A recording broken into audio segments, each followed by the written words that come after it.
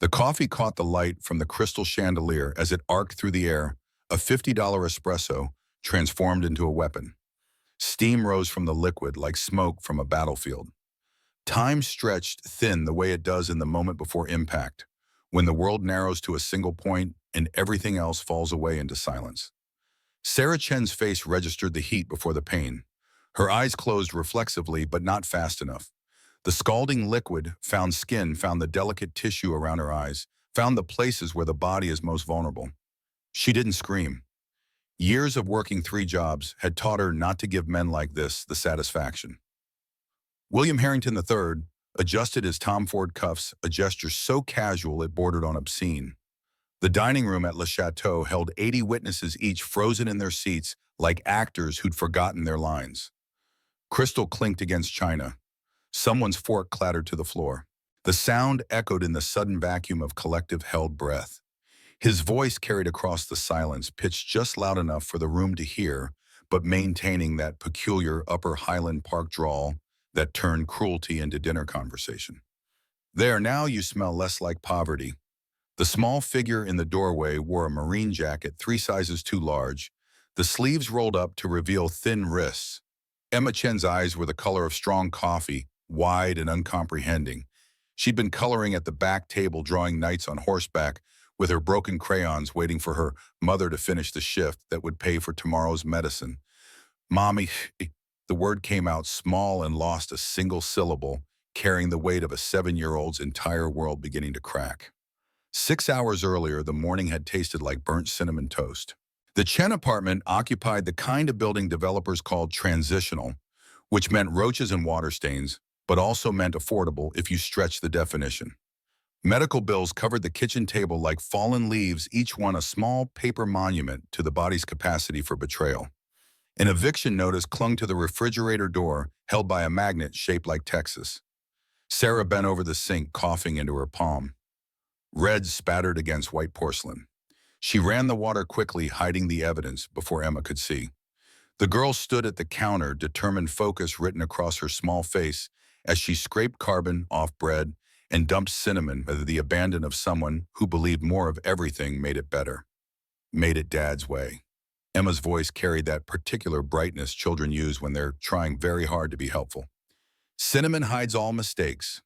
The toast smelled like memory and ash. Sarah's hand trembled as she touched her daughter's cheek, feeling the warmth there, the aliveness. Her wedding ring caught the morning light gold, worn thin by years of hand-washing dishes, wiping tables carrying weight. Baby, I need you to be brave today, really brave. Emma looked up, still holding the cinnamon shaker like a talisman. How brave? Remember what Daddy said, fear just means you're doing something important. The words hung in the kitchen air, another inheritance from a man who'd shipped out to Afghanistan and returned in a flag-draped box. Emma nodded slowly, the way children do when they understand more than they should have to. Sarah wondered, not for the first time, what it cost a 7-year-old to carry around that much dead father wisdom. Across town, Marcus Cole bled onto a wrench. The Iron Brotherhood clubhouse occupied a corner lot in Oak Cliff that real estate agents pretended didn't exist. The building had been a garage once before, that a warehouse before that, probably something else. History layered itself in these places, accumulating like sediment. Inside the open bay, a 1972 Harley-Davidson Electroglide stood partially disassembled, chrome and steel catching the slant of morning sun. Thunder's knuckles had split sometime in the last hour. He couldn't remember when. The work demanded attention, required focus, gave him somewhere to put his hands, while his mind ran its familiar circuits of guilt and memory. Blood mixed with grease until he couldn't distinguish which was which, and maybe that was the point. The red bandana tied to the handlebars fluttered in the breeze from the industrial fan. Faded fabric, the color of old wounds. His fingers found it, without thinking, a compulsion that had outlived reason by 40 years. Danny Park's prosthetic clicked against concrete as he crossed the garage floor. Thunder. It's been 40 years. You can't keep bleeding for her. The words were gentle, which somehow made them worse. Thunder kept his eyes on the carburetor, hands steady despite everything. Amy would be 42 today. The math never changed. Birthday math, death math, the arithmetic of loss that some men carried like other men carried wallets. March 15th, 1985 to March 15th, 2025. 40 years of subtracting a life that never got the chance to finish adding itself up. You going to that charity thing at Le Chateau tonight? Not my kind of people. Danny's laugh was short and sharp. Your kind is anyone who needs help. That's the code. Thunder's hand stilled on the red bandana. Something shifted in his peripheral vision, the way it does when the universe is about to demand payment on an old debt. He looked up at his oldest friend at the prosthetic leg that told its own story about Fallujah and the things men sacrifice, and felt the weight of the day settling into his bones. Maybe you're right. 8 miles north, William Harrington stared at his dead brother's portrait. The oil painting dominated the executive office wall larger than life because death demands that kind of memorial. Captain David Harrington in dress blues, the artist capturing something in the eyes that photographs missed belief maybe? Or the particular kind of courage that comes from not knowing what's coming. The gold watch on William's wrist ticked with mechanical precision. Tick, tick, tick. David's watch, rescued from a forward operating base in Helmand Province, after an IED turned a supply convoy into scattered metal and memory. The army had shipped it home in a plastic bag with his brother's other effects, the crystal cracked, but the movement still keeping perfect time. His secretary appeared in the doorway, hesitant in the way people are when they know the answer isn't going to be yes. Sir, the restaurant called. Your table's ready at 8. Good, I need to be seen. Investors are watching. She didn't leave. Her fingers worried the edge of her tablet. Sir, there's a problem. The medical equipment contract. The hospitals are saying the ventilators don't work. William's jaw tightened. He turned from his brother's painted face to the living woman who dared to bring him problems instead of solutions. Not my problem. They signed the contract. The words came out cold automatic. The tone he'd perfected over 20 years of building an empire on the principle that weakness was contagious and mercy was just weakness with better publicity. David had died being a hero, had bled out in Afghan dust for people who would never know his name, and what had it gotten him? A folded flag and a broken watch. William had learned. Power meant never having to apologize, never having to explain, never having to care about the casualties accumulating in your wake. Every man faces 2 deaths, the body and the reputation. David had lost both. William was determined to make himself so untouchable that neither could find him. The afternoon burned itself out in the usual Dallas way, sun hammering down on concrete and glass until the city shimmered with heat mirages that made everything look unreal. Sarah moved through her shift at Le Chateau with the mechanical efficiency of someone who'd learned to ignore pain. Her hands shook slightly as she balanced trays, carried plates, smiled at customers who looked through her like she was made of air. Emma sat at the back table near the kitchen door, the spot where staff children were tolerated as long as they stayed quiet and invisible. Her crayons marched across paper in careful lines. She drew warriors on horses, knights with swords, heroes from the stories her father used to tell before he became past tense. The drawings were elaborate for a 7-year-old, detailed in the way that comes from spending too much time alone with your imagination. The restaurant hummed with the particular energy of expensive places where the cost of a meal could pay someone's rent, and nobody thought that was strange. Servers glided between tables. Sommeliers discussed vintage years. The kitchen sent out plates that looked like art installations. Everything choreographed, everything precise. Sarah delivered a water glass to table 7. Her hand trembled exhaustion, or the thing growing in her lungs, or just the accumulated weight of being 41 years old and running out of options. A single drop spilled onto the tablecloth. William Harrington looked up from his phone. The drop sat there on white linen like an accusation. Incompetent. This is why some people stay poor. His voice carried. It was meant to. The tables nearby went quiet, conversation dying like candles in wind. Sarah's face flushed, but she said nothing. What was there to say? Men like this owned the world.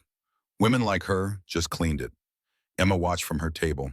Too young to understand the economics of humiliation, but old enough to recognize her mother's shame.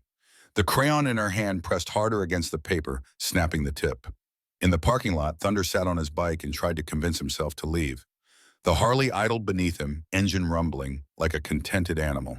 His wallet lay open on the gas tank, the photo visible in the fading light. Amy, at 16, frozen in Kodachrome, smiling at a camera in a future that would never arrive. Braces on her teeth, band t-shirt, the whole world ahead of her and no idea what was coming. I'm sorry, baby girl. Every day I'm sorry. The words were ritual by now, worn smooth by repetition. 40 years of apologizing to a ghost, to memory, to the universe that had taken her and left him. His thumb touched the photo's edge, the gesture automatic as breathing. He'd promised to protect her. That was what fathers did. But he'd served 3 tours in Vietnam, had survived firefights and ambushes, and nights when the jungle tried to swallow him whole, only to lose his daughter to a drunk driver on a Tuesday night in suburban Dallas. What good was a warrior who couldn't protect the one person who mattered most? The red bandana on his wrist caught the last rays of sun. Amy's favorite color. He'd tied it around his arm after the funeral and never taken it off. Some men wore wedding rings. Thunder wore his failure. He was about to start the engine, about to ride away from the charity dinner, and the kind of people who attended charity dinners when the restaurant doors burst open. Inside Le Chateau, time had begun moving in the wrong direction. Sarah carried the $50 espresso on a small silver tray, the cup fragile as a promise. Her hands had steadied somehow, muscle memory taking over where consciousness faltered. She approached table 7 with the focused attention of someone navigating a minefield. William Harrington didn't look up from his phone. Whatever he was watching commanded more interest than the woman serving him. His thumb scrolled. His expression remained fixed in that particular mask wealthy men wear when they're pretending the help doesn't exist. Sarah set the cup down carefully, both hands on the tray to keep it steady. The espresso steamed, fragrant and dark. She was turning to leave when she noticed the angle of his phone. The camera was aimed upward. The screen showed fabric skin, the underside of her skirt. Her brain took a moment to process what her eyes were seeing. He wasn't scrolling through something. He was recording. Had been recording every server who approached the phone positioned just so beneath the table's edge. Her hand moved before her mind caught up. The water pitcher she'd been holding tipped, ice water cascading down onto the white tablecloth, onto his lap, onto the phone in his hand. He jerked upright, coffee-colored eyes going wide with shock, then narrowing with something darker. What the... I'm so sorry, sir. Sarah's voice came out steady despite the adrenaline burning through her veins.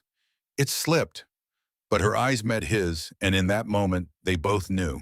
She'd seen, she'd understood, and she'd acted. William stood, water dripping from his custom suit. The entire restaurant watched now, silverware suspended, conversations dead. His face had gone red, the particular crimson of powerful men confronted with the possibility that someone might have denied them something they thought they owned. He picked up the espresso cup. The gesture was almost delicate, precise in the way violence often is when it's been planned for longer than a second. This is unacceptable. Sarah opened her mouth, but no sound came. She watched his hand move, watched the cup tilt, watched physics and malice collaborate to send $50 worth of scalding liquid directly into her face. The pain was immediate and total. Coffee found her eyes, her mouth, her throat. Her hands came up too late, defensive instincts arriving after the damage was done. The world went bright and hot and wrong. She heard screaming, her own voice, unfamiliar and animal. Somewhere far away, a child called out, "Mommy!" Sarah's knees buckled. The floor came up fast, tile cold against her cheek. She tried to breathe and couldn't. Her lungs had locked, the old asthma triggered by panic and pain. Black spots danced across her vision. Somewhere nearby, someone was calling 911. Someone else was saying, "Do something," but nobody moved. 80 people, 80 witnesses, and not one of them willing to risk William Harrington's displeasure by helping the woman convulsing on the floor. Emma dropped her crayons. The paper with its careful drawings of warriors fluttered to the ground. She ran across the dining room, small legs pumping, the oversized marine jacket flapping around her like broken wings. Mommy, mommy. But Sarah's eyes had rolled back. Foam appeared at the corner of her mouth. The coffee burn had triggered something worse, cardiac event, seizure, the body's emergency systems all firing at once. Tom, the restaurant manager, knelt beside her, but his hands hovered uselessly. "Someone call an ambulance. Someone..." Emma looked around at the frozen faces, at the adults who should have been helping but instead just stared. Fear washed over her, cold and total. This couldn't be happening. Her mother couldn't be dying on a restaurant floor while knights in expensive suits did nothing. She turned and ran. The parking lot air hit her like a slap. Cars gleamed in neat rows, expensive metal reflecting the dying light. Emma's vision blurred with tears, but she kept running, legs moving on pure instinct. She needed help. She needed someone who cared more about her mother than about making a billionaire angry. The rumble of the motorcycle engine reached her first. Then she saw him, an old man sitting on a bike that looked like something from one of her picture books. Leather vest, gray beard, a scar running down his face like a map of violence survived. She didn't think. Thinking would have stopped her. Thinking would have remembered all the lessons about stranger danger, about not talking to bikers, about staying safe. But safety had just thrown coffee in her mother's face and left her dying on cold tile. Emma crashed into Thunder like a wave hitting rock. Her small hands grabbed fistfuls of his leather vest. Tears and snot ran down her face. Words tumbled out in gasps. "Please, my mommy." The bad man hurt her. "Nobody will help." Marcus Cole looked down at the child in his arms and saw 40 years collapse into a single moment. The oversized jacket, the desperate eyes, the absolute faith that somehow, against all evidence, adults could fix things. He saw Amy. Not literally this girl was Asian where Amy had been white, younger where Amy had been 16, alive where Amy was long dead. But grief doesn't care about details. It sees what it needs to see. And what Thunder saw was a second chance arriving 4 decades too late to save the first one, but maybe possibly just in time to mean something. He killed the engine. The sudden silence felt sacred somehow, like the moment after a prayer when you're waiting to see if God bothers to respond. Thunder swung his leg over the bike and lowered himself to one knee, bringing his scarred face level with Emma's tear-streaked one. His voice, when it came, was gentler than anyone who knew him would have thought possible. "Hey, little warrior." "What's your name?" Emma gulped air, trying to form words around sobs. Emma Chen. My daddy was a Marine too, but he's past tense now." The phrase stopped Thunder cold. Past tense. What 7-year-old talks like that? One who'd already learned too much about permanent absence, about the way people could be present one moment and erase the next, leaving nothing but words and empty jackets. Past tense. He reached up and touched the red bandana on his wrist, the gesture unconscious. "I understand that." Understanding flowed between them, the kind of recognition that doesn't need explanation. They both knew what it meant to carry dead people around. Emma in her father's jacket, Thunder in his daughter's color. "What does your mommy need?" "She needs someone to care." The words came out fierce, angry. Everyone just watched. Why doesn't anyone care? The question hit harder than she could have known. Why doesn't anyone care? Philosophy professors spent careers on that one. But Thunder had a simpler answer, the kind that came from 3 tours in Vietnam and 40 years of trying to make the math work out differently. Sometimes the world teaches children to stop trusting strangers. Sometimes strangers are all we have. He stood joints, protesting the movement, but still functional enough. His phone came out, the motion smooth, despite the blood on his knuckles. The call connected on the second ring. "Wrench, code red, Le Chateau, now. Bring everyone." Emma looked up at this massive, scarred stranger who'd just transformed from nobody into something like hope. Everyone. Inside the restaurant, Sarah had stopped seizing, but her breathing came shallow and wrong. The paramedics hadn't arrived yet. The minutes stretched out, each one feeling like hours. William Harrington had returned to his seat, adjusting his tie, ordering another espresso, as if nothing had happened. Tom knelt beside Sarah, his phone pressed to his ear, talking to the 911 dispatcher in urgent tones. "Female, early 40s, second degree, burns on face and neck, asthma attack, possible cardiac involvement." She's not responsive. Thunder pushed through the entrance doors with Emma at his side. Heads turned. The juxtaposition was stark, this weathered biker in scuffed leather and the small girl clutching his hand like a lifeline. He took in the scene with the rapid assessment of someone trained to read battlefields. Woman down, crowd standing around, management panicking.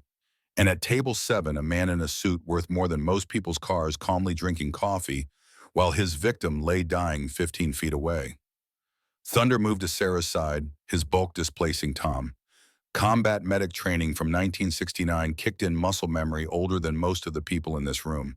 He checked her airway, her pulse the color of her lips. Someone get me ice. Wet towels. Move. The command in his voice made people jump. Suddenly the paralysis broke. Servers scrambled. Ice appeared. Towels materialized. Thunder packed the burns carefully, keeping her airway clear, monitoring the threat of her pulse. Emma knelt on the other side of her mother, small hands gripping Sarah's arm. "Mommy, I brought help." The man with the dragon on his jacket. Thunder glanced down at his vest's back patch, the Iron Brotherhood insignia, a dragon wrapped around a sword. He'd worn it so long, he forgot other people saw it fresh. "Mommy's going to be okay." He said it with more certainty than he felt, but sometimes lies were kindness, and truth was cruelty. "You did good, little warrior. Real good." The rumble started low and distant, like thunder approaching from the horizon. Then louder. Then everywhere. The windows of Le Chateau began to vibrate. Wine glasses trembled on tables. The crystal chandelier swayed prisms, catching light and scattering it across horrified faces. Motorcycles. Dozens of them. Then hundreds. People rushed to the windows. Outside, the parking lot was filling with bikes, riders pulling in from every direction. Harleys mostly, but also Triumphs and Indians and a few customs. All of them bearing the same insignia, all of them answering the call. Danny Park was first through the door, prosthetic leg clicking against marble. Then bare 6'6" of muscle and tattoos and surprising gentleness. Then 10 more, then 20. They formed a perimeter around Sarah and Emma, not threatening but absolute. A wall of leather and chrome and old men who'd decided this was where they made their stand. Emma stared up at these giants, these warriors, who'd appeared because a stranger asked them to, because a code older than she was demanded it. For the first time since the coffee hit her mother's face, she felt safe. The ambulance arrived in a cascade of red and blue light. Paramedics pushed through the crowd of bikers who parted like water to let them through. Professional assessment, quick movements, medical jargon crackling over radios. Second-degree burns over approximately 12% of body surface area. Respiratory distress, blood pressure dropping. "We need to move now." They lifted Sarah onto a gurney. Emma tried to follow, but Thunder's hand on her shoulder stopped her. "Ride with me, little warrior. We'll follow them. Your mommy needs you strong right now, not scared." Emma looked up at this man who'd materialized from nowhere to become everything. "Promise. Promise, what?" William Harrington had finally stood the chaos, penetrating whatever bubble of privilege he occupied. He adjusted his cufflinks, preparing to leave when Thunder's voice cut across the room. "Sir, I suggest you sit back down." The words were quiet, but they carried. Every biker in the room went still. Harrington turned, taking in the leather-clad army filling his favorite restaurant. His mouth opened to deliver what was undoubtedly going to be a threat involving lawyers and police and consequences. Thunder just looked at him. 40 years of Vietnam and grief and failed protection compressed into a single stare. "Or what, you'll assault me, go ahead. Prove you're exactly what society thinks you are, animals in leather." But Harrington's hand had started to shake. For the first time, doubt flickered across his face. These weren't teenagers he could intimidate. These were old warriors who'd survived worse than him and had less to lose. Emma stepped forward, still holding Thunder's hand. Her voice came out small but steady. "Mr. Thunder Daddy said the strongest warriors win without fighting. Can you do that?" The room held its breath. Thunder looked down at this child who'd just quoted wisdom to him, who'd somehow intuited that violence wasn't strength and restraint wasn't weakness. His jaw worked, decades of Marine training warring with every instinct that said men who hurt women deserved immediate correction. Finally, he nodded. "Yeah, little warrior, I can do that." He turned to Danny. "Make the call. Everyone." Harrington's arrogance returned in a rush. "What call?" Danny's smile was all teeth. "Code Black. You just declared war on the Iron Brotherhood. And we have 47 chapters across 12 states. That's about 2,000 brothers who now know your name." The words hung in the air like smoke. Harrington laughed, but the sound had gone hollow. His phone was buzzing, then buzzing again, then constantly. He pulled it out the screen, lighting up with notifications, messages, calls from numbers he recognized. His board of directors, his wife, CNN, the Dallas Morning News, his country club, his lawyer. The restaurant security footage had already gone viral. Some customer had recorded it, posted it, and now it was spreading across the internet at digital speed. The view count climbing, the comments section filling with rage, his name trending, his company's stock price dropping in real time. 2,000 motorcycles couldn't destroy him, but the truth witnessed by millions could. Thunder lifted Emma into his arms and carried her toward the door. The Brotherhood parted to let them through, then fell in behind like an honor guard.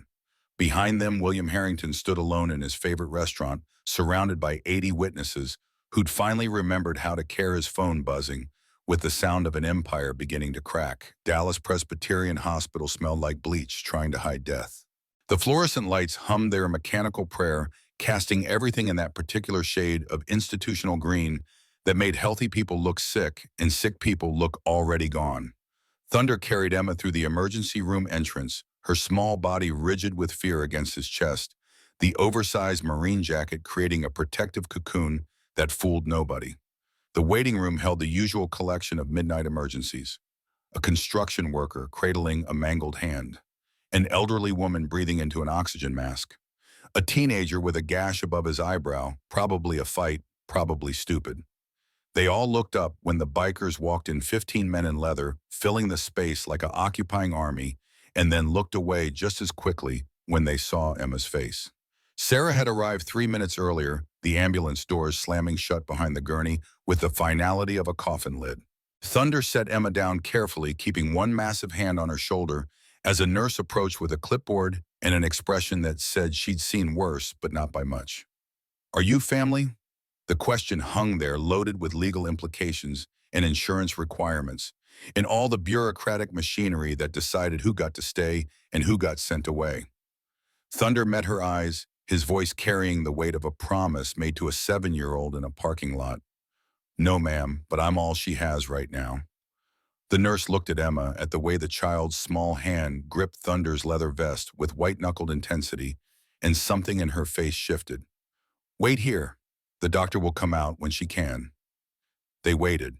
Time moved differently, and hospitals stretched and compressed simultaneously, seconds dragging while hours vanished. Emma sat in an orange plastic chair, legs swinging above the floor, not quite reaching. She'd gone quiet, the shock settling in now that the immediate crisis had passed. Thunder sat beside her, his scarred hands folded in his lap, the red bandana on his wrist, a splash of color against all that institutional white. Wrench appeared with coffee and foam cups, the kind that burned your hands and tasted like despair. "Thunder. Ghost is outside with the laptops. He's tracking the video." "How bad?" 500,000 views in the first hour. It's on Twitter, Facebook. Some kid posted it to TikTok, and it's already got 2 million there. Wrench's voice dropped lower. Her face thunder. "When the coffee hits, and the little girl screaming. People are losing their minds." Thunder's jaw tightened. He'd seen viral moments before, the way digital age turned human suffering into content, tragedy into trending topics. But this felt different. This felt like something that might actually matter. "Doctor." Martinez emerged through the double doors at 11:47 p.m., her scrubs marked with sweat and the particular exhaustion that comes from fighting battles you're not sure you can win. She scanned the waiting room, eyes landing on Thunder and Emma, with the weary recognition of someone who'd learned to read situations quickly. "Are you Emma?" The child nodded, small and lost in her dead father's jacket. Dr. Martinez knelt, bringing herself to Emma's eye level, the way Thunder had, the way anyone with sense did when talking to the genuinely frightened. "Your mom is very sick, sweetheart.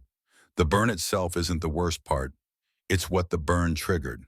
Her asthma, her heart, everything got scared at once and started fighting each other instead of working together." Emma's voice came out barely above a whisper. "Is she going to die?" The doctor's pause lasted 3 seconds too long. "We're going to try very hard to make sure she doesn't, but she needs surgery. Emergency surgery. The infection from the burn is spreading, and her heart, we need to operate within the next 6 hours or we'll lose her." Thunder stood, his bulk casting a shadow across both of them. "What's the cost?" De Martinez's eyes went sympathetic and hard simultaneously. With her pre-existing conditions, the cardiac involvement, The ICU time, we're looking at $180,000. Minimum. The number landed like a physical blow. Emma's face went white. Her lips moved, forming words that wouldn't quite emerge. Finally, she managed, "We only have $200. That's for medicine, not surgery." The mathematics of American healthcare, brutal and simple. 200 versus 180,000. The value of a life calculated in increments too vast for a child to comprehend, but small enough for men with William Harrington's money to spend on watches. Thunder pulled out his phone, fingers moving across the screen with surprising dexterity for hands that size. "Doctor, start the prep. The money will be there." "Sir, I can't authorize surgery without payment arrangements." "The money will be there." Each word came out carved from stone. "Start the prep." Something in his voice made argument impossible. Sir Martinez nodded, slowly standing. "I'll talk to administration, but I need confirmation within 2 hours or you'll have it in one." The doctor disappeared back through the double doors. Emma looked up at Thunder with eyes that held too much understanding for 7 years. "We don't have that much money." "Nobody has that much money except bad people like the man who hurt Mommy." Thunder knelt again, his scarred face level with hers, the scar tissue pulling tight as he spoke. "Emma, look at me. Your mom is going to get that surgery." "How? Because sometimes the world has people in it who help. Not because they have to, because it's right." He pulled the red bandana from his wrist, the fabric worn soft with age and grief. "This belonged to someone I loved, someone I couldn't protect. But I can protect your mom, and I can protect you. That's a promise." The child's hand reached out, touching the faded fabric with reverence. "Like my daddy's jacket. Just like that. We carry people with us, the ones we loved, the ones we lost, and we try like hell to save the ones still here." Outside in the parking lot, the Brotherhood had transformed the hospital's loading zone into a war room. Laptops balanced on motorcycle seats. Phones glowed in the darkness. Ghost 35 and skeletal, his fingers flying across keyboards with the manic energy of someone who lived more online than off, looked up as Thunder approached. "Thunder, you need to see this." The video played on 3 screens simultaneously. Different angles, different uploads, but all showing the same moment. William Harrington standing, Sarah's face registering the heat, the coffee arcing through crystal chandelier light. The moment of impact. The scream. The view counts rolled upward like slot machine numbers hitting jackpot. 500,000, 600,000, 7. The comments section had become a river of rage. "Who is this monster? Someone find out where he works. That little girl's face is breaking my heart. Billionaires think they can do whatever they want." Ghost's fingers never stopped moving. "I've got his identity. William Harrington III, CEO of Harrington Medical Equipment, net worth estimated at $400 million, lives in Highland Park, married to Catherine Harrington, 1 daughter away at college." "What else?" "This is where it gets interesting." Ghost pulled up a new window. His company sold ventilators to hospitals across Texas. Budget models, except they're not budget, they're defective. I'm finding complaints, lawsuits, incident reports that got buried. Equipment failures. People died. Thunder, 17 confirmed so far, probably more. The number sat heavy in the night air. 17 dead from faulty equipment. And now he'd attacked a waitress for spilling water. The pattern was clear to anyone who'd learned to read violence. This wasn't a one-time loss of control. This was character revealing itself. Bear spoke up from his position by the hospital entrance, his massive frame making the doorway look small. "Thunder, I got word from the chapters. They're asking what we need. We need $180,000 by dawn." The silence that followed wasn't doubt, it was calculation.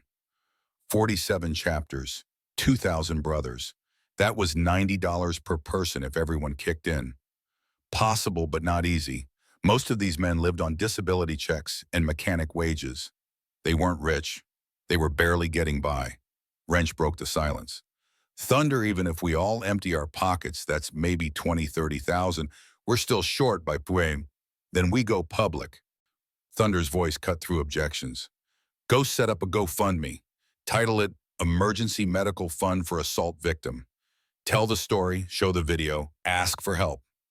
How much should I ask for 200,000?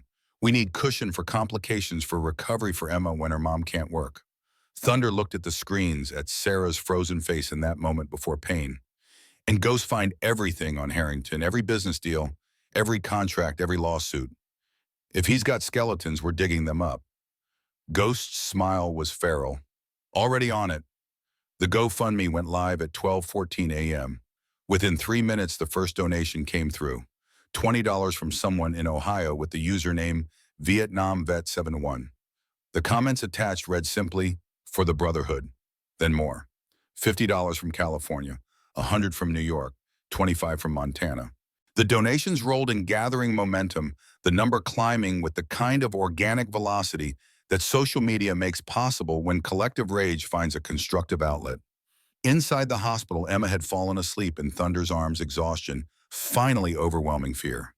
He held her carefully, this small warrior who trusted a stranger because strangers were all she had, and felt the weight of 40 years of failure pressing down.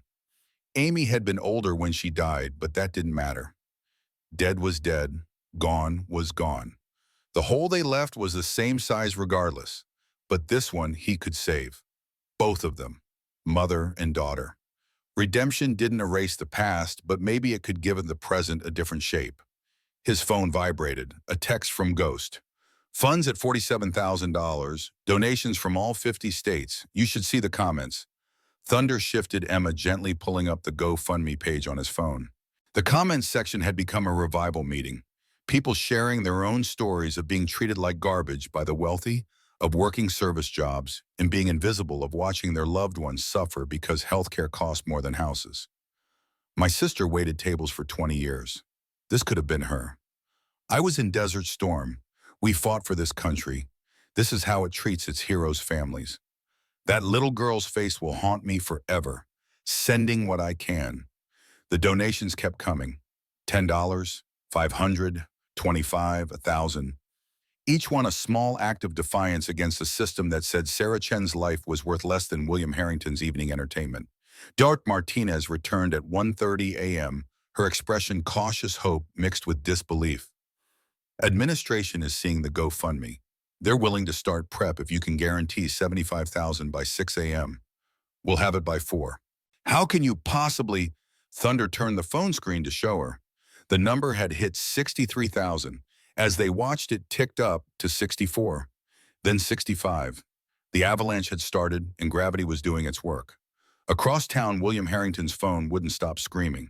The Highland Park mansion had never felt larger or more empty. Catherine had left 3 hours ago, her silence more damning than any accusation.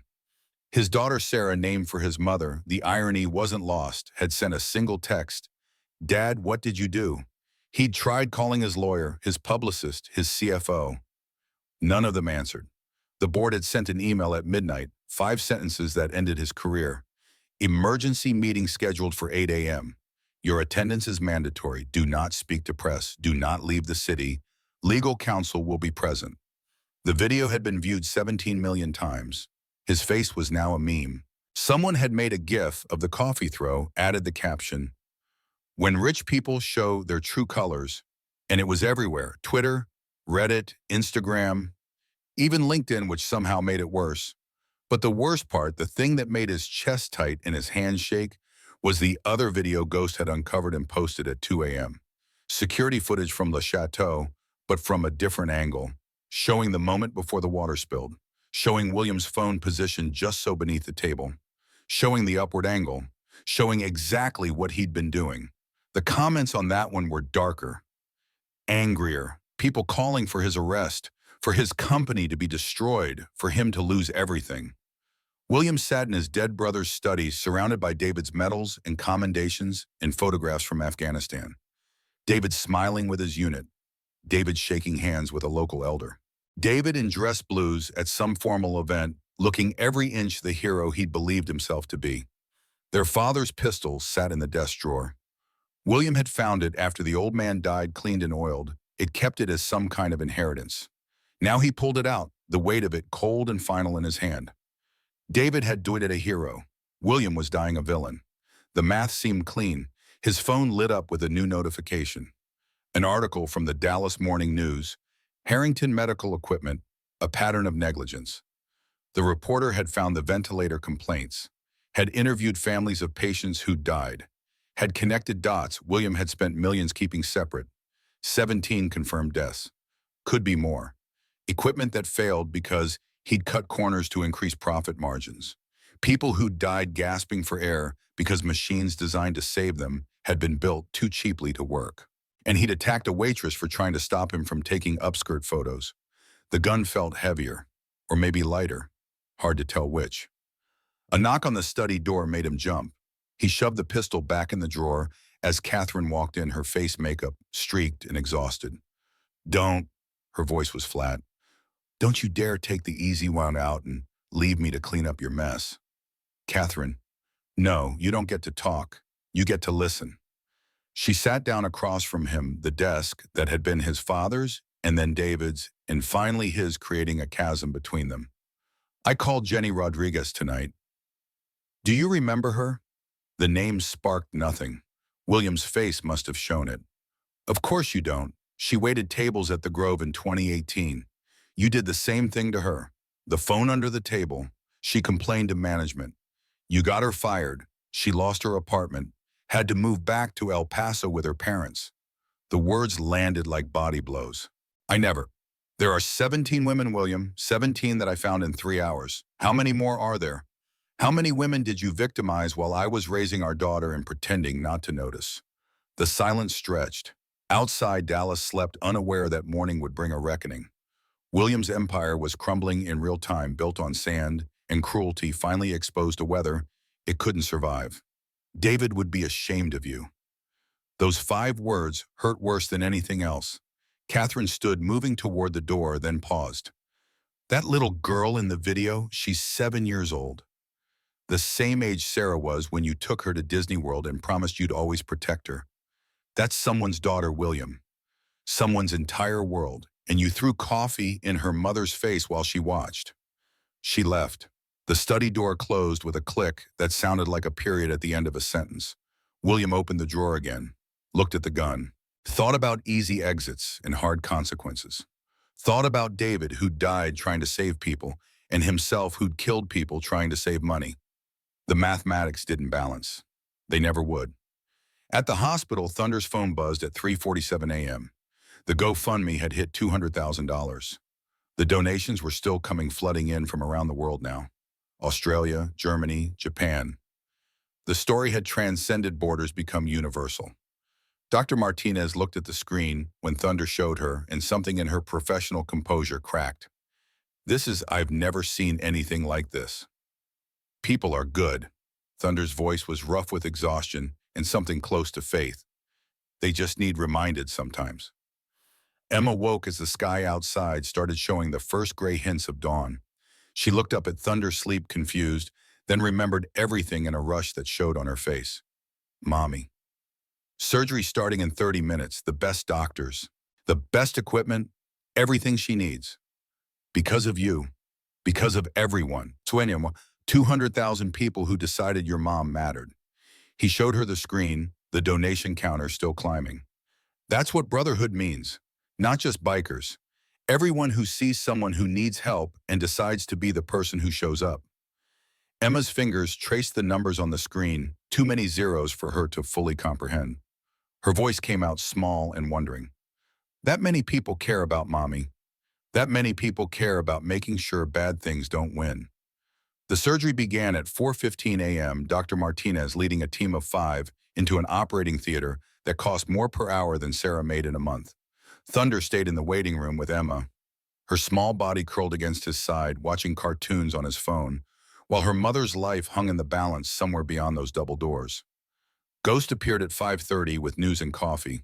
Thunder, Detective Santos wants to talk to you. Says she's investigating the assault. Detective Maria Santos was 40 years old and carried herself like someone who'd learned not to trust easy answers. She wore jeans and a blazer, her badge clipped to her belt, her expression neutral in the way cops learn to keep their faces when they're still deciding which side they're on. Mr. Cole, I'm Detective Santos, Dallas PD. I need to ask you some questions about last night. Thunder gently shifted Emma to Wrench's lap, the child protesting sleepily before settling. He stood all 6'2" of scarred veteran and met the detective's eyes. Ask. You organized a response to Mr. Harrington's assault. 200 motorcycles surrounded a private restaurant. That could be considered intimidation. We parked on public streets, exercised our right to peaceful assembly, didn't threaten anyone. You had 2,000 members of your organization gathering information on a private citizen. That could be considered stalking. We observed public information. Everything we found was already available. We just collected it. Santos's expression didn't change, but something flickered in her eyes. You also set up a fundraising campaign that's now raised $250,000. That kind of money moving that fast raises questions. Thunder crossed his arms. Questions about people helping someone who was attacked. That seems like the wrong questions, Detective. Maybe. Santos pulled out her phone, showing him something on the screen. I've been watching the videos, all of them, including the one your tech guy posted at 2 a.m. showing Harrington's phone under the table. We didn't take that footage. Security cameras did. But you distributed it. You made sure it went viral. She paused, watching his face. I'm not saying that's wrong. I'm saying it's complicated. Thunder kept his voice level. Detective, that man threw scalding liquid in a woman's face while her child watched. He did it to cover up the fact that he was taking upskirt photos of his servers. He's been doing it for years. And he owns medical equipment that's killed 17 people because he cut corners for profit. What part of that is complicated? Santos was quiet for a long moment. Then she said, I'm a veteran too, Army Iraq.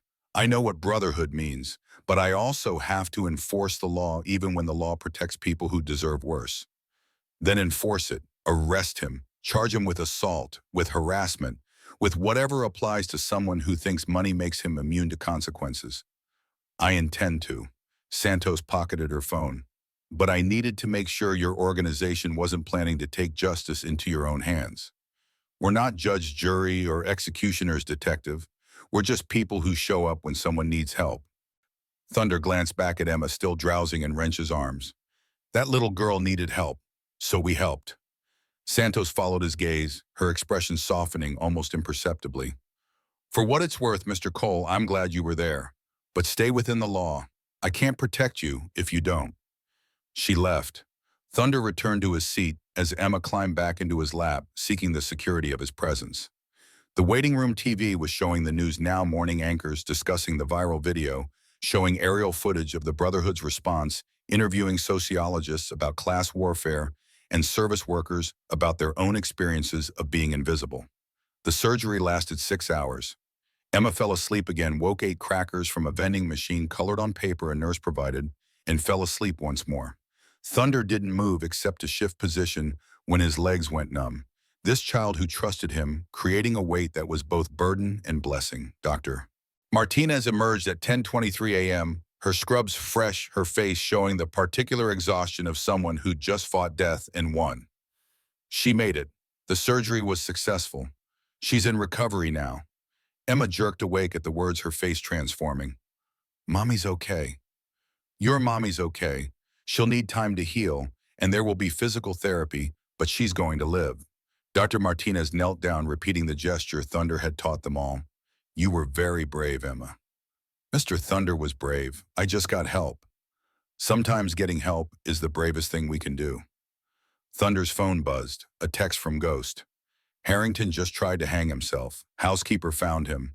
He's alive but hospitalized. Media is going nuclear. The news reached the waiting room TV 3 minutes later. Breaking coverage.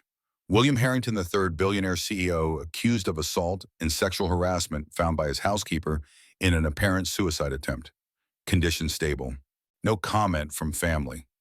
Emma looked up at Thunder, her voice small. Is the bad man dead? No, little warrior. He's alive. Good. The certainty in her voice surprised him. Daddy used to say the dead don't learn anything. Only the living can get better. More wisdom from a man who died too young and left it behind like seeds. Thunder touched the red bandana on his wrist, thinking about Amy, about all the ways the dead taught the living about second chances arriving decades too late, but maybe just in time. The Brotherhood had saved Sarah Chen's life. They'd exposed William Harrington's crimes. They'd shown the world what happened when ordinary people decided extraordinary cruelty couldn't stand unanswered. But the war wasn't over. It was just beginning. 4 weeks after William Harrington threw coffee in her face, Sarah Chen stood in the doorway of a house she didn't own but was told to call home. The Brotherhood had insisted on this 3 bedrooms in a neighborhood where children played in yards and neighbors knew each other's names. The kind of place she'd stopped dreaming about when medical bills became a second rent payment. Emma ran past her mother's legs, the red bandana bright against her wrist, as she explored rooms that smelled like fresh paint and possibility. Thunder had arranged everything while Sarah recovered coordinating furniture donations from 12 chapters, ensuring Emma's new bedroom had a window facing east, so morning light would wake her gently. Details a father would notice. Details Sarah was learning not to question. The moving boxes were minimal. Their old apartment had held so little worth keeping, thrift store furniture, dishes that didn't match clothes worn thin by repeated washing. But Thunder's truck also carried things that mattered. Emma's drawings, her father's medals in their presentation case, the framed photo of Sarah and David on their wedding day. Small pieces of a life that had been broken and was now being carefully reassembled. Bear appeared carrying what looked like a small refrigerator. Where you want this, Sarah? You didn't have to. Stocked it already. Milk, eggs, that fancy orange juice Emma likes. Weeks worth of groceries. His massive frame filled the doorway, but his voice carried the gentleness that still surprised her. You focus on healing. We focus on everything else. This was the pattern she'd learned in recovery. The Brotherhood didn't ask permission, didn't wait for thanks. They identified needs and filled them with the efficiency of a military operation. Her hospital bills paid, Emma's school enrollment handled.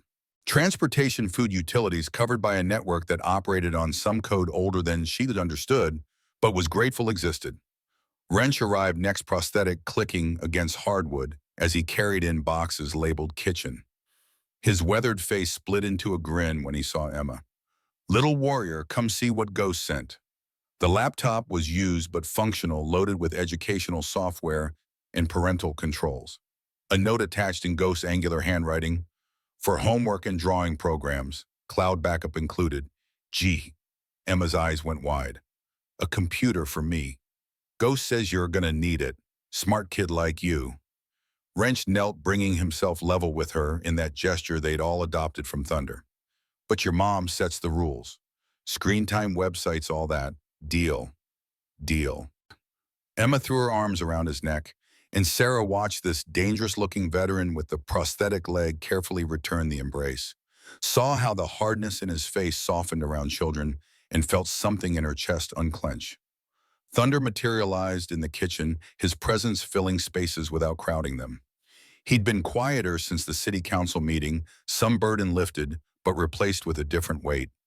Sarah caught him sometimes touching her bare wrist, the phantom gesture, seeking a bandana that now lived on Emma's arm.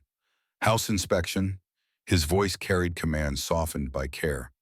Locks work, windows secure, smoke detectors installed, fire extinguisher under the sink, emergency numbers on the fridge.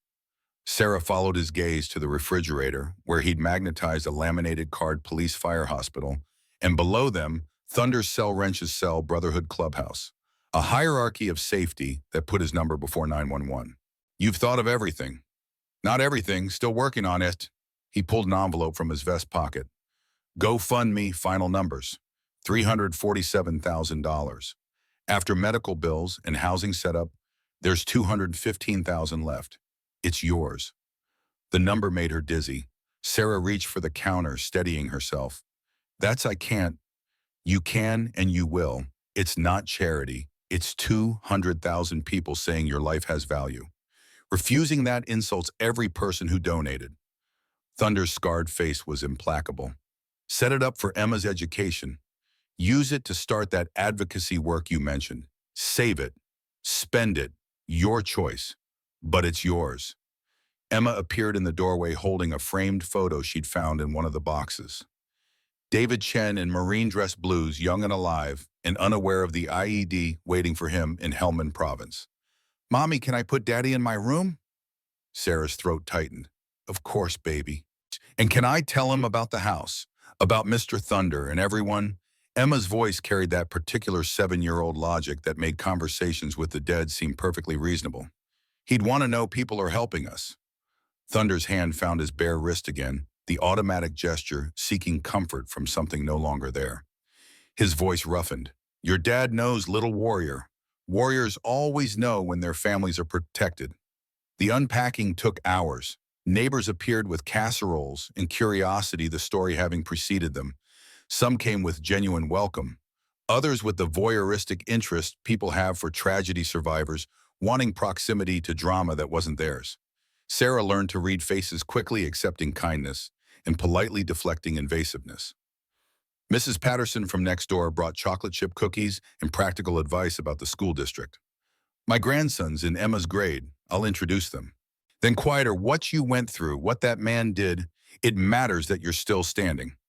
By evening, the house had transformed from empty shell to lived-in space. Emma's drawings covered her bedroom walls. The kitchen held food they hadn't scrounged for. The living room had furniture that matched, small normalcies that felt revolutionary after years of survival mode. Thunder was last to leave, checking locks one final time, his protective instincts unwilling to trust that safety could be this simple. Sarah caught his arm as he reached for the door. Why us? Why go this far for strangers? The question had been building for weeks. Thunder was silent long enough that she thought he might not answer. Then, 40 years ago, I had a daughter, Amy, 16. She snuck out to a party I'd forbidden. Drunk driver hit her on the way home. His hand moved to his bare wrist again. I spent 4 decades asking why I couldn't protect her. Then Emma crashed into me in that parking lot, and I had my answer. I couldn't save Amy, but I could save you, both of you. The grief in his voice was old but undiminished, the kind that doesn't heal but learns to coexist with living. Sarah understood that particular weight she carried David the same way, present in absence, shaping everything. The bandana Emma has that was Amy's, her favorite color. I wore it for 40 years. Thought I'd die with it on. He met Sarah's eyes. But some things aren't meant to be carried forever. Some things are meant to be passed forward. Emma needed it more than me. After he left, Sarah found Emma in her new bedroom, arranging stuffed animals Thunder had somehow known to include. The red bandana on her wrist caught lamplight, and for a moment Sarah saw the transfer clearly, one man's grief becoming another child's strength lost, transforming into legacy. Mommy, Emma's voice was small. Are we safe now? The question had layers. Safe from Harrington, safe from poverty, safe from the casual cruelty of a world that valued money over humanity. Sarah sat on the bed edge, pulled her daughter close. We're safe, baby. And more than that, we're not alone anymore. The second month brought Detective Santos to their door with news and complications.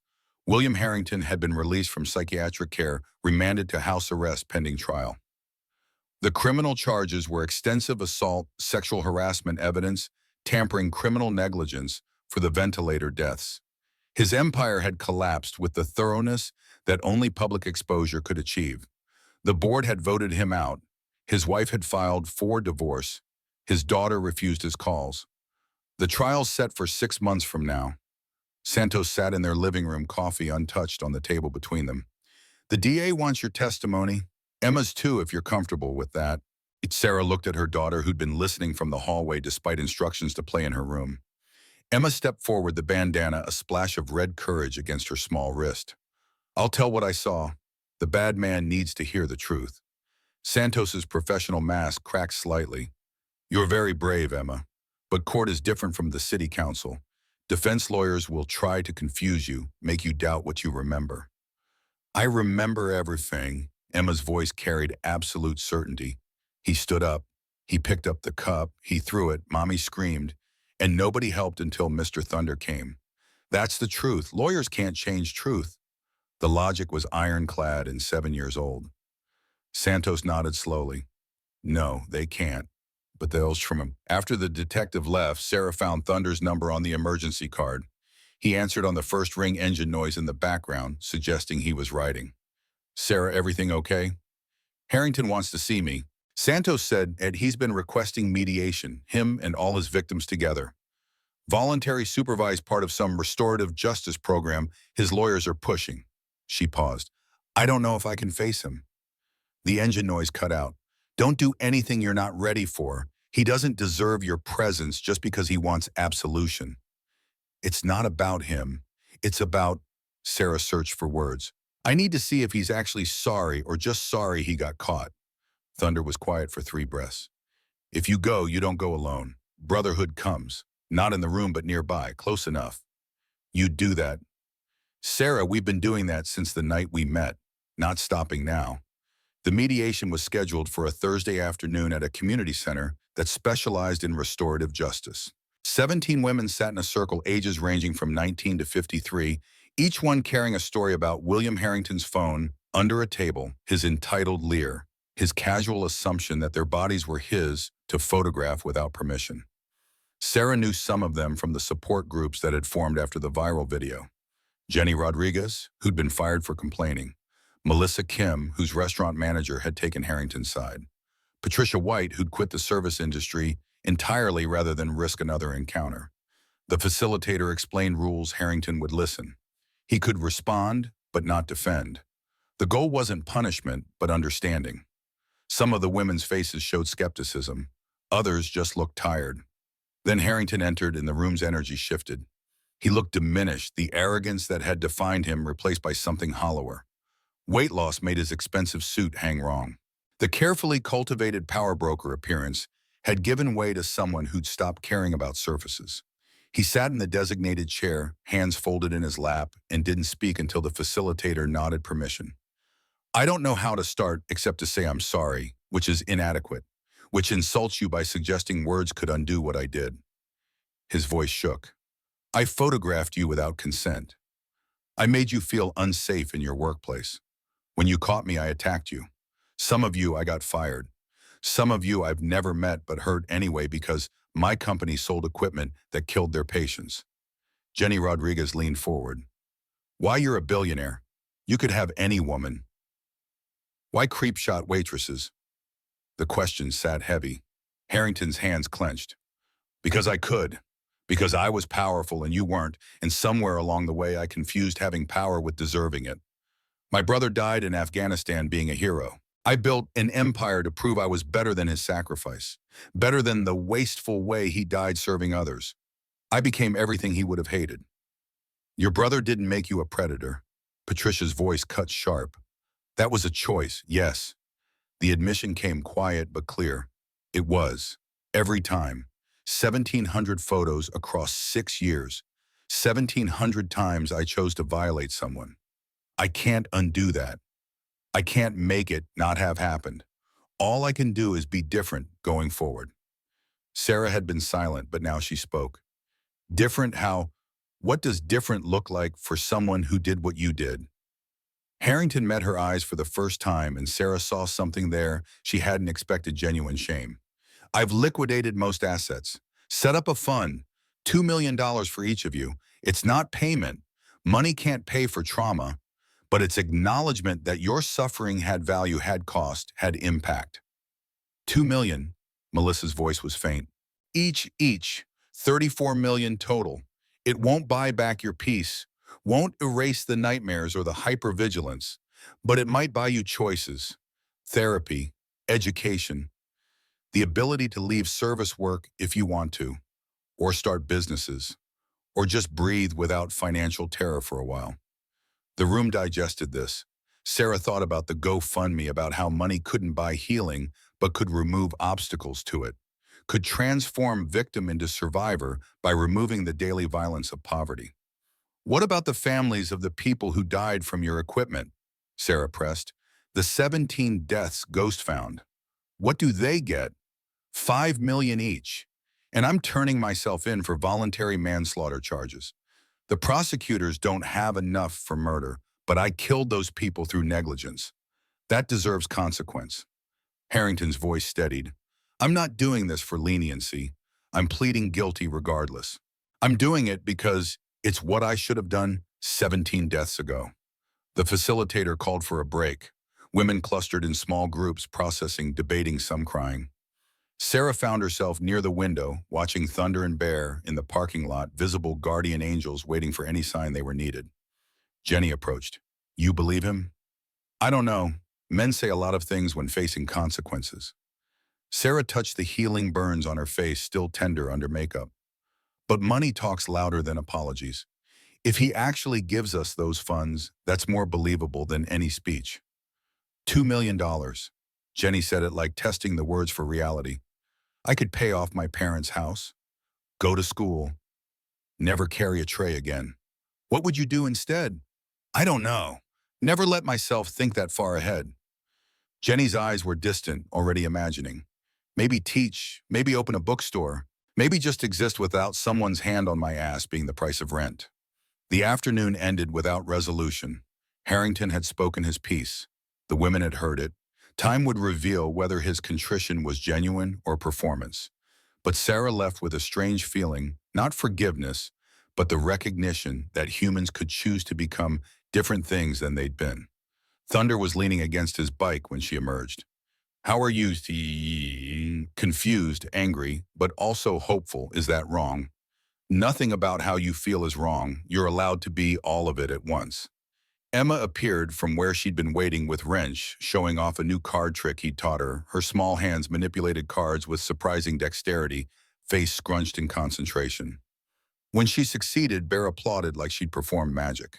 Sarah watched her daughter surrounded by these scarred warriors, learning that men could be gentle and strong, simultaneously that protection didn't require domination. Emma was growing up with a different template than Sarah had, one where power looked like Thunder's restraint rather than Harrington's entitlement. He offered us money, $2 million each, all 17 of us. Thunder whistled low. That's real accountability, actions over words. Is it enough? Can money ever be enough?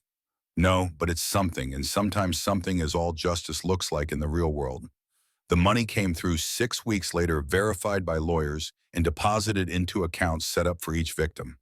The news coverage was extensive. Billionaire makes restitution unprecedented in cases of sexual harassment. Some called it blood money. Others called it the least he could do. Sarah called it complicated and used a portion to start a nonprofit, the Chen Foundation for Service Worker Protection. Emma, now 8 years old and somehow simultaneously younger and older than her age suggested, insisted on being involved. If we're helping people like Mommy, I should help too. The foundation's mission was simple: provide legal support and emergency funds for service workers facing harassment or assault. Within the first month, they received 47 requests for help. Within 3 months, Thunder had recruited other MC chapters to provide security for victims being stalked or threatened. The network expanded, grew, became something larger than any one person had envisioned. Sarah discovered she was good at this, good at listening to stories that mirrored her own, good at connecting victims with resources, good at transforming rage into systemic change. She hired Jenny Rodriguez as operations director. Melissa Kim managed outreach. Patricia White ran the legal department. The women Harrington had victimized became the infrastructure that protected others from men like him. Harrington himself became a ghost. After pleading guilty to all charges, he was sentenced to 7 years in a minimum security facility. His request for work release was granted, unusual for someone convicted of assault, but the judge had been persuaded by the restitution and the fact that 17 victims had submitted letters supporting rehabilitation over pure punishment. Sarah had debated signing that letter. Emma had been adamant.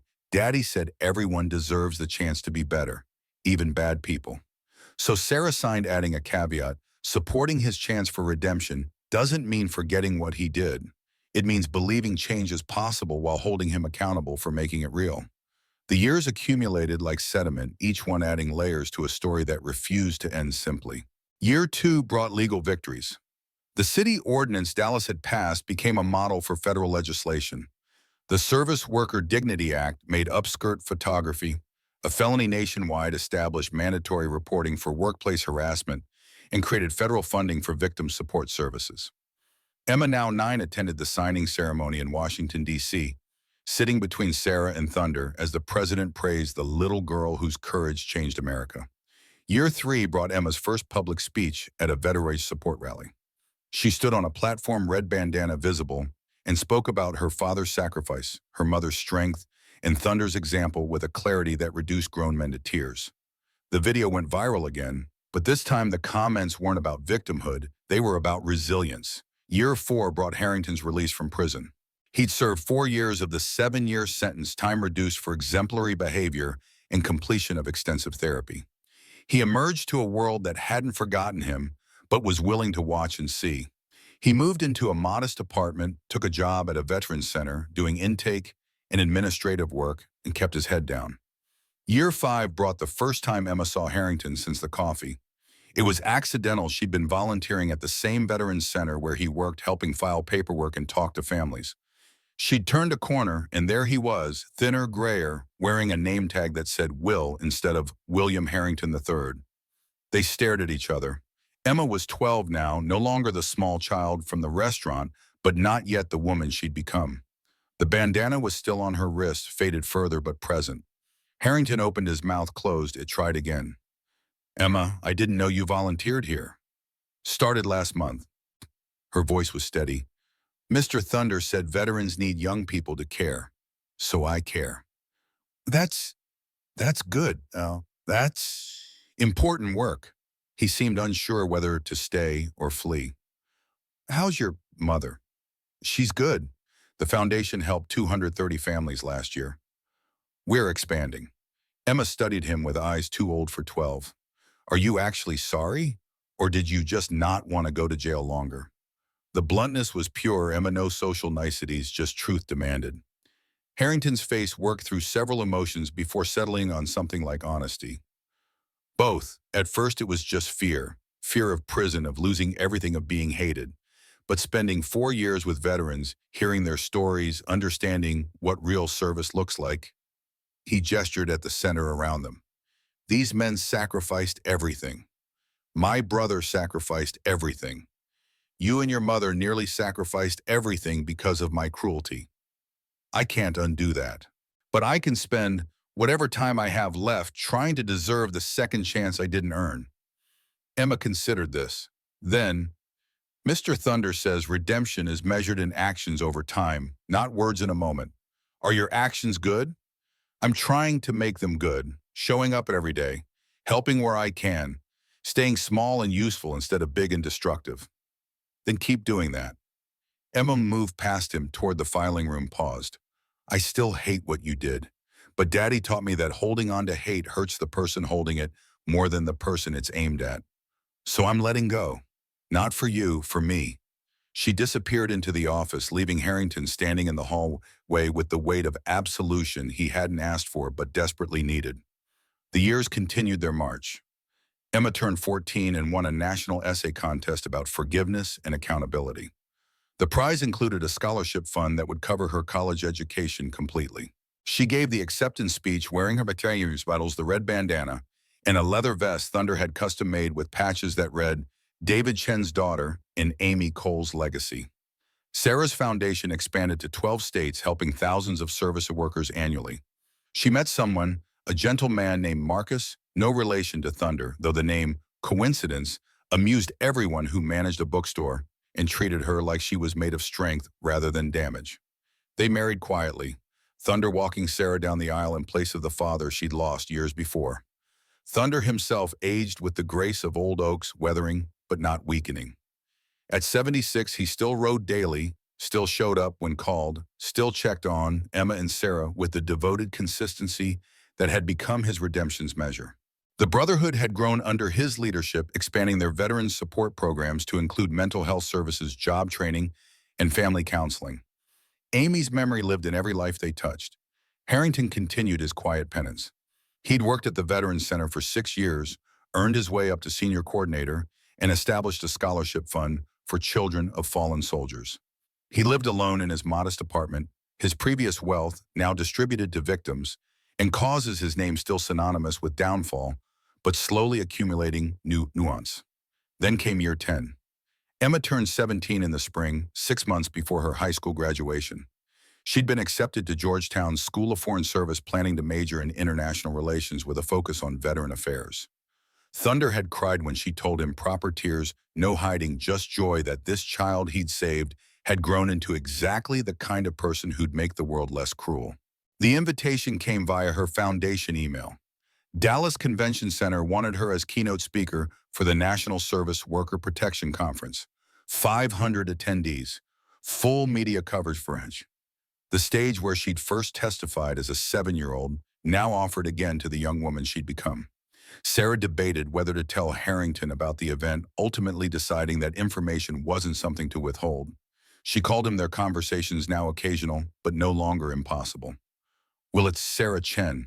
Emma's speaking at the convention center next month. I thought you should know in case you wanted to avoid that area that day. His laugh was bitter. I won't be anywhere near there, Sarah. I'm not stupid enough to think I have the right to watch her triumph when I nearly destroyed the foundation it's built on. Actually, Sarah surprised herself with what came next. You could attend if you wanted. Back row, nobody would know. The silence stretched. Why would you allow that? Because Emma's speech is about redemption through action, about how people can choose to be different. It seems hypocritical to tell that story while excluding the person who's actually living it. She paused. You've done the work, Will. 10 years of it. Maybe it's time to witness what your choices, both the terrible ones and the ones trying to fix them, help create. Sarah hung up, unsure if he'd come, unsure if she'd done the right thing by inviting him. But Emma's philosophy had infected them all. Everyone deserves the chance to be better, and sometimes witnessing goodness growing from the ashes of your worst actions is the accountability that actually changes people. The convention center buzzed with energy, 500 people filling seats that had once held 80 restaurant patrons watching her mother get attacked. Emma stood backstage wearing a simple black dress, her father's medals pinned over her heart, the red bandana bright against her wrist. Thunder appeared beside her, 78 years old, but still radiating the protective presence that had defined her childhood. Nervous little warrior, terrified, Emma's honesty was one of her trademarks. What if I mess up? What if my voice cracks? What if you're exactly who you need to be? Which is who you've always been, someone brave enough to tell the truth even when it's scary. He touched her arm where the bandana lived. Amy would be proud. Your dad would be proud. I'm proud. You taught me how to be brave. No. Thunder's voice was firm. You taught yourself. I just showed up. Everything else was you. The introduction came. Emma walked onto the stage to thunderous applause, facing a crowd that included service workers who'd survived harassment, veterans supporting the cause, advocates from dozens of organizations, and scattered throughout the Brotherhood in their leather, Sarah and Marcus in the front row, Detective Santos near the middle, and in the very back row, almost invisible, William Harrington face, weathered by consequence, eyes fixed on the young woman whose life he'd nearly ended and who'd somehow become the catalyst for everything that came after. Emma gripped the podium, looked out at the sea of faces, and began. My name is Emma Chen. 10 years ago, a man threw scalding coffee in my mother's face while I watched. That same night, a stranger knelt down in a parking lot and taught me that the world contained both cruelty and courage. Everything that's happened since this foundation, these laws, this movement grew from the space between those two moments. Her voice carried steady and clear. No longer a child's pitch, but not yet fully adult, caught in that between place where conviction sounds especially true. People ask me how I forgave William Harrington. I haven't. Forgiveness isn't the same as moving forward. I can acknowledge he spent 10 years trying to become someone different while still remembering who he was. Both things are true. The man who attacked my mother exists. The man who's worked at a veterans center for 6 years also exists. Humans are large enough to contain contradictions. She caught Thunder's eye in the front row, drew strength from his presence the way she'd learned to do. My father died in Afghanistan fighting for people he'd never meet. Marcus Cole Thunder carries the grief of a daughter he couldn't save. My mother survived not just coffee burns, but a system that told her she was disposable. William Harrington destroyed lives through arrogance and rebuilt a fraction of that damage through humility. All of these truths coexist. Emma's hand moved to the bandana, the gesture unconscious now. Decades of comfort-seeking compressed into muscle memory. The question isn't whether people can change. The question is whether we're brave enough to witness that change without demanding perfection. Redemption isn't a moment. It's decades of showing up, doing the work, being useful instead of harmful. It's choosing every single day to be different than you were. She looked toward the back row, not directly at Harrington, but in his direction, and wondered if he understood this speech was as much for him as about him. 10 years ago, I was 7 years old and terrified. Today I'm 17 and still scared, but I've learned fear isn't the opposite of courage. Courage is being scared and doing the important thing anyway. Daddy taught me that. Thunder showed me how. And every service worker who stands up to harassment, every victim who reports their assault, every person who chooses to be better than their worst moment, you all prove it's true. The speech continued for 20 minutes, weaving together policy recommendations and personal testimony statistics and stories the macro and micro of how systems change when individuals refuse to stay silent. When Emma finished, the standing ovation lasted 5 full minutes. Backstage, Thunder pulled her into a hug that lifted her off the ground despite his age. That was perfect. You were perfect. I meant what I said about people containing contradictions. About you. Emma pulled back, studying his face. You couldn't save Amy, but you saved me. Both things are true. You carry them both. Getting philosophical on me, little warrior. I'm 17. It's allowed. She grinned, then sobered. He was here, in the back. I saw him. Thunder's expression went carefully neutral. How do you feel about that? Okay, I think he didn't make it about him, just witnessed. Maybe that's all anyone can do with their past witness, what it created, and keep trying to create something better going forward. They returned to the reception area where Sarah was being interviewed by reporters, where Brotherhood members were networking with other veteran organizations, where the foundation staff celebrated another successful event. Emma moved through congratulations and handshakes, years of public appearances, making her comfortable in spaces that would have terrified her younger self. She almost missed Harrington leaving. He was slipping out a side exit, trying to avoid being recognized when Emma's voice stopped him. Mr. Harrington. He turned to resignation and hope warring on his face. Emma, that speech, it was extraordinary. Thank you. She walked closer, forcing him to stay rather than flee. I meant what I said. About redemption being measured in actions over time. You've done the work. Not enough, never enough to balance. No, not enough to balance, but enough to matter, enough to prove people can choose to be different. Emma extended her hand. I don't forgive you, but I see you're trying. That counts for something. Harrington stared at her offered hand like it might be a trap. Then slowly he shook it. The gesture was brief, formal, carrying weight beyond the physical contact. 10 years of consequence compressed into a single moment of acknowledgement. Your father would be proud of who you've become. Both my fathers would be proud. Emma released his hand. Keep doing the work, Mr. Harrington.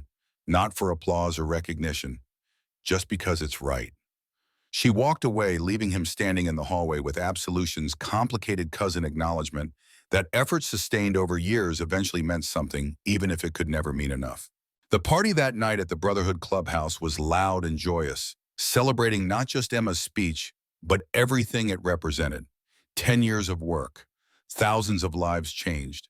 A movement that had started with coffee thrown in anger and transformed into systemic reform through sustained courage. Emma's childhood drawings still hung on the wall, faded now, but treasured a little girl and a dragon-wearing giant, crude but honest. Beside it, newer photos documented the decade Emma at City Council, Emma at the foundation opening, Emma receiving awards, Emma growing from child into young woman, while Thunder aged from weathered veteran into elderly guardian. Sarah found Thunder on the clubhouse's back porch, watching the Dallas skyline sparkle with nighttime promise.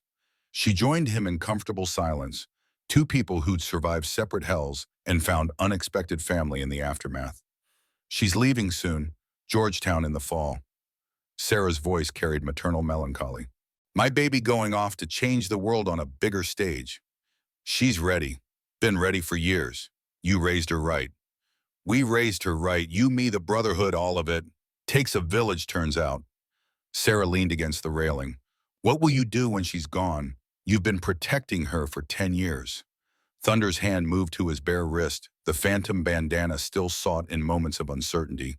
Keep riding, keep showing up. There's always someone who needs help. He smiled slightly. Maybe that was the point all along. Amy died and I spent 40 years believing I'd failed at the only thing that mattered. Then Emma crashed into me, and I learned failure isn't the end of the story. It's just the middle. Profound for a biker. Bikers contain multitudes, his tone was wry. Besides, someone's got to keep being the philosophical warrior. Emma's got college, might as well be me. They stood together watching Dallas breathe, this city that had witnessed coffee thrown and laws changed and one small girl's courage rippling outward into transformation. The scars remained. Sarah's face still bore faint burn marks. Thunder still carried Amy's absence. Emma still flinched at the sound of ceramic hitting tile, but scars were proof of survival, not symbols of defeat. Inside, Bear's laughter boomed. Ghost was probably teaching Emma some new tech trick. Wrench would be sharing war stories with the younger members, passing down wisdom earned in blood and sand. The Brotherhood continued its cycle. Old warriors teaching new ones, grief transforming into purpose, individual pain becoming collective strength. Thank you, Sarah said quietly, for everything, for showing up when nobody else would. Thunder's scarred hand found hers squeezed once. Thank you for letting me, for giving me something to show up for. The years ahead would bring new challenges. Emma would face different battles in Washington, D.C. Sarah's foundation would grow beyond anything she'd imagined. Thunder would continue aging the body, eventually failing, while the spirit remained willing. The Brotherhood would ride on because that's what warriors did. They showed up, they protected, they stood between innocent people and the world's casual cruelties. But tonight, in this moment, they celebrated what they'd built from ashes, proved that coffee thrown in anger could become coffee shared in joy, that children forced to be brave could grow into adults who chose courage, that men who thought power came from domination could learn it came from protection instead. Emma appeared in the doorway, red bandana catching light, David's medals glinting, Thunder's lessons written across her confident posture. Mom Thunder, they're doing the toast. You coming? Inside, 50 voices raised plastic cups filled with coffee, the Brotherhood's traditional mockery of the weapon that had started everything. Bear led the chant that had become ritual to warriors who don't need to fight to prove their strength. To showing up, Wrench added. To families that choose each other, Ghost continued. Emma lifted her cup, meeting Thunder's eyes across the crowded room. To second chances, for all of us. They drank coffee, none of them throwing it, all of them understanding the power and restraint. The night deepened, stories accumulated, laughter echoed against walls that had witnessed a decade of healing. And in the quiet spaces between celebration and the pauses, when individual voices could be heard, the whisper of legacy being built was unmistakable. Emma Chen was 17 years old. In 3 months, she'd leave for Georgetown. In 4 years, she'd graduate with honors. In 10 years, she'd run for Congress and win. In 20 years, she'd author legislation that transformed how America treated service workers, veterans, and survivors of assault. But tonight, she was just a girl who'd been saved by a stranger who'd become family, standing in a room full of dragons who'd proven gentleness was stronger than cruelty. Learning that the best revenge against a world that said she didn't matter was to matter so completely that the world had to change around her. The coffee war was over. Dignity had won, and in a back alley veterans center where a man once called William Harrington III now cleaned bedpans and filed paperwork under the name Wilhelm, working his 10,000th hour of penance, while Amy Cole's legacy in red fabric around Emma Chen's wrist proved that redemption was possible for everyone willing to do the work that was victory enough.